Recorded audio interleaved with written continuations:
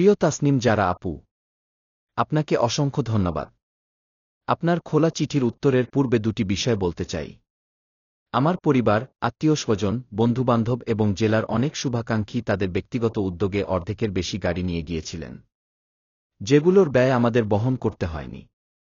বাকি প্রায় ৫০টার মতো গাড়ির ৬,০০০ করে যে ৩ লাখ টাকা ভাড়া দিতে হয়েছে, সে টাকা দেওয়ার সামর্থ্য আমার পরিবারের আরও ৫০ বছর আগেও ছিল। এবং আমি বিশ্বাস করি অন্য কেউ না, শুধু আমার দাদা আমার জন্য যতটুকু রেখে গিয়েছেন সেটা দিয়ে আমি আমার ইলেকশনও করে ফেলতে পারব ইনশাল্লাহ। এবার পূর্ণাঙ্গ লেখা।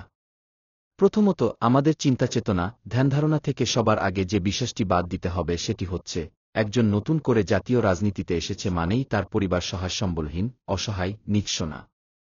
বিগত বছরগুলোতে আওয়ামী লীগের নেতারা চাঁদাবাজি, লুটপাট করে এসব কাজ করেছে বলে একই কাজ করে অন্যরাও সেটা করবে বিষয়টি তেমনও নয়।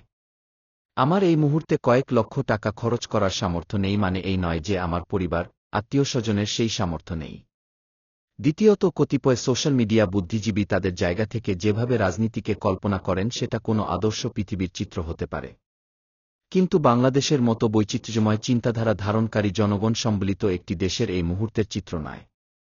এমনকি বাংলাদেশের একটি জেলার রাজনৈতিক কালচারের সাথে অন্য একটি জেলার রাজনৈতিক কালচারেরও পুরোপুরি মিল নেই। তাই আমার চোখের সামনে আমার আসনে যা দেখছি সেটা দিয়ে অন্য আসনেও তুলনা করা যায় না। রাজনৈতিক পরিস্থিতি, দলগত অবস্থান বিবেচনায় সেই ইকুয়েশনগুলো ভিন্ন হয়। আমরা নতুন বন্দোবস্ত চাই। কিন্তু নতুন বন্দোবস্ত বলতে আমরা যেটা কল্পনা করি সেটা ৬ মাসের মধ্যে অ্যাপ্লাই করলে অলমোস্ট ৯৫% ক্ষেত্রে জামানত হারানোর সম্ভাবনা থাকবে। তার মানে কি আমরা নতুন বন্দোবস্ত চাই না? অবশ্যই চাই। কিন্তু সেটা কখনো ৬ মাসের ব্যবধানে ১৮০ ডিগ্রি উল্টে যাবে না, বরং সময়ের সাথে সাথে ১০-২০-৩০ ভাগ এভাবে পরিবর্তিত হবে। এক সময় হয়তো শতভাগ নতুন বন্দোবস্ত দেখতে পাব। ফেসবুকের রাজনীতি আর মাঠের রাজনীতি এক নয়। আপনার প্রতিপক্ষের সাথে লড়াই করার জনবল এবং সামর্থ্য আপনার যদি না থাকে কিংবা আপনি দেখাতে না পারেন তাহলে মাঠের রাজনীতিতে দাঁড়ানো সম্ভব নয়।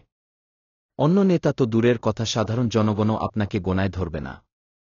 কারণ মানুষ স্বভাবতই ক্ষমতামুখী। আমাদের যেমন নতুন বন্দোবস্তের দিকে যেতে হবে তেমনি মাঠের রাজনীতিতে টিকে থাকার জন্য পূর্বের যেই বন্দোবস্তগুলো চাইলেই এখনই ছুঁড়ে ফেলা সম্ভব নয় সেগুলোকেও পাশে রেখে আপাতত চলতে হবে। যেদিন সেগুলোও ছুঁড়ে ফেলার সুযোগ আসবে সেদিন সেগুলোর ছুঁড়ে ফেলতে হবে।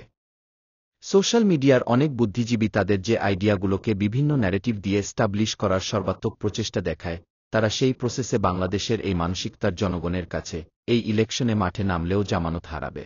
একই প্রসেসে ৫ বছর পরে ইলেকশন করলেও জামানত হারাবে। তারা শুধু আপনার পিছেই লাগতে পারে কিন্তু কোনো প্রসেসে আপনি মাঠে ইলেকশন করে জিতে আসতে পারবেন সেগুলো আপনাকে দেখাতে পারে না, কিংবা দেখালেও অনেক ক্ষেত্রে সেগুলোর মাঠের বাস্তবতা নেই।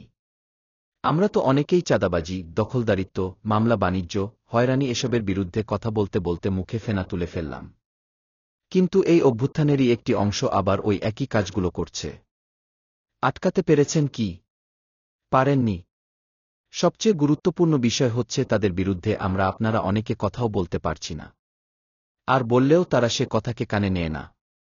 কথা বলতে পারছি সেই অল্প কিছু নতুন করে চিন্তা করা মানুষের বিরুদ্ধে যারা এখনও সেই কথা বলার স্পেসটা দেয় এবং সেই কথাগুলোকে রিসিভ করে।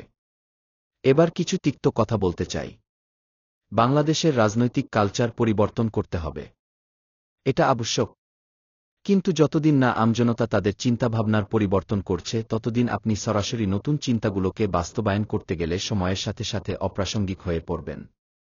আপনি আজকে একটি আসনে নির্বাচন করার ঘোষণা দিন। কাল থেকে সেই আসনের অসংখ্য মানুষ আপনার কাছে আসবে নানা তদবির নিয়ে, আবদার নিয়ে। এর মধ্যে অনেক অনৈতিক চাওয়া থাকবে।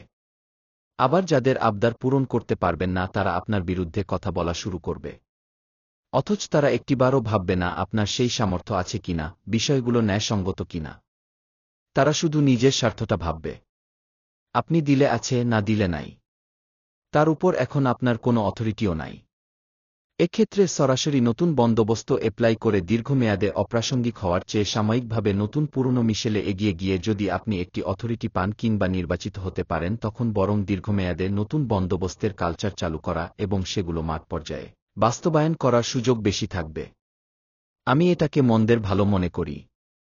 আর আমার এলাকায় ফেরার সময় এত গাড়ি, এত মানুষ, তাদের আকাঙ্ক্ষা এবং ভালোবাসা নিয়ে আমার জন্য অপেক্ষা করবে এবং আমাকে সঙ্গ দিবে এটা আমিও কল্পনা করিনি।